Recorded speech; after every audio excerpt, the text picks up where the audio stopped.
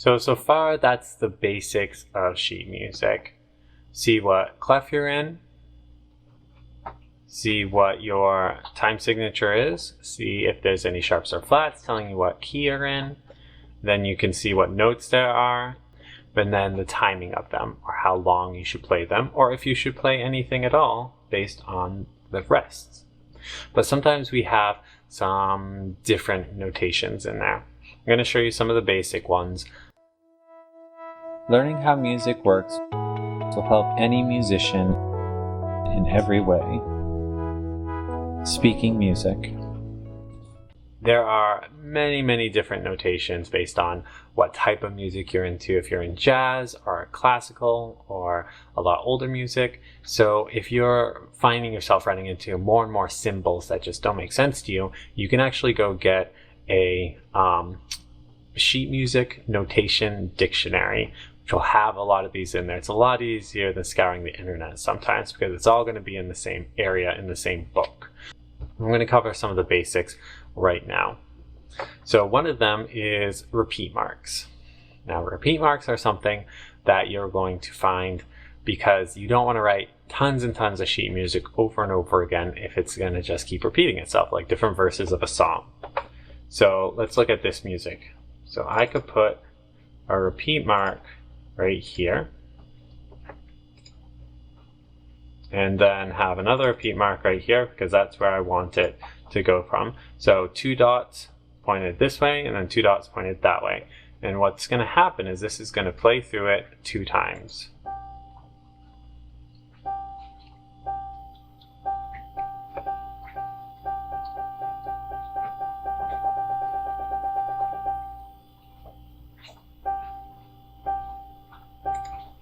So that's just telling you to play it through 2 times.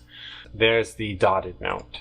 So if I have a dotted note like this, what it is 1.5 times its value. So in this case, we have a quarter note. And that quarter note is dotted. A normal quarter note is 1 beat. So half of that is a half a beat. So a dotted quarter note is 1.5 beats. If we had a dotted half note, which is normally 2 beats, now we have 1 extra beat. So a half of 2 beats is 1 beat. So 1.5 times its value would be 3 beats. Or it gets more complicated when you get into like eighth notes, which would be a half a beat, and 1.5 times a half would be 3/4 of a beat. But that's how you see what a dotted note is. Something that trips people up a lot is triplets. They will look like this.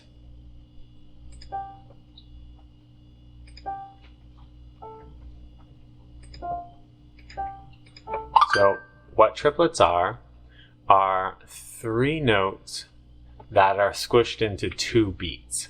So in this case, I would have 3 different notes and then 3 notes again instead of just 4 notes in the measure.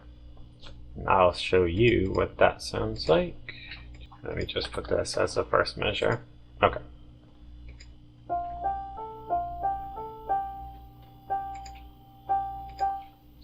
So instead of being 1, 2, 3, 4, it goes da da da da da da, and it shows you those 2 beats, but doing 3 notes in there. It's tricky to see without hearing it. And the last one we're going to look at is the tied note. So a tied note will look like this.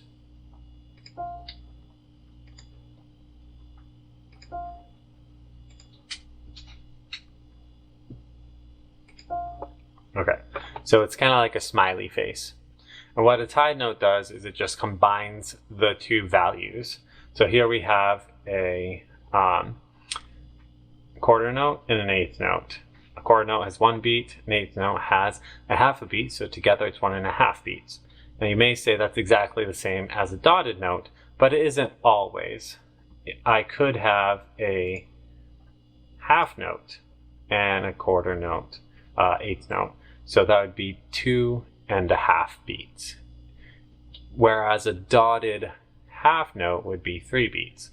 So there's a lot of different reasons why you'd have it this way instead of some other way. But you just have to know that you don't play this twice. You would play this one time and you'd hold it out for the amount of time that the 2 notes would be. If it's a different note, like this, oftentimes if you have an instrument that can slur, or if you're a singer, that would go la. You would slide that up instead of going la la la. You'd slide that up instead of hitting them really definitely one note and then the next. But typically you're just going to hold that note out for the amount of time that both notes are. Since we can't listen to a song when we just see it on sheet music, it's going to try to tell us how loud or quiet we should play it. It's called dynamics. So we have a P, which is quiet, 2 Ps, which is very, very quiet. The MP is medium quiet, MF is medium loud, F is loud, and FF is very loud. And then apparently you can go up to 4. I've never seen that before, but it's just a variation. So if you start the song off on medium, then at a part you go quiet, you're just going to bring it down to that quiet and play it softer. Or if you have to go loud again, once again, that's how you would change the way you play the song so that it will have the right mood that the original artist says. Those are the basics of what you want to see in sheet music. And like I said, if there's any others, you can either usually find them in some sort of dictionary, but there are so many different ways to learn sheet music, and you can spend years and years learning the very minute details of different types of sheet music. But this should get you through the basics so that you can keep working on this course, learn music theory, and different things that you need to know at your level.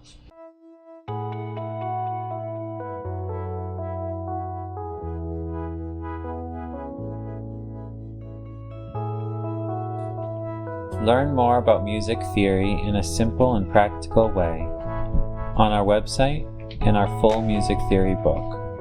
In it, we teach about the keys, the chords, transposing, modes, and the basics of sheet music. Speaking music.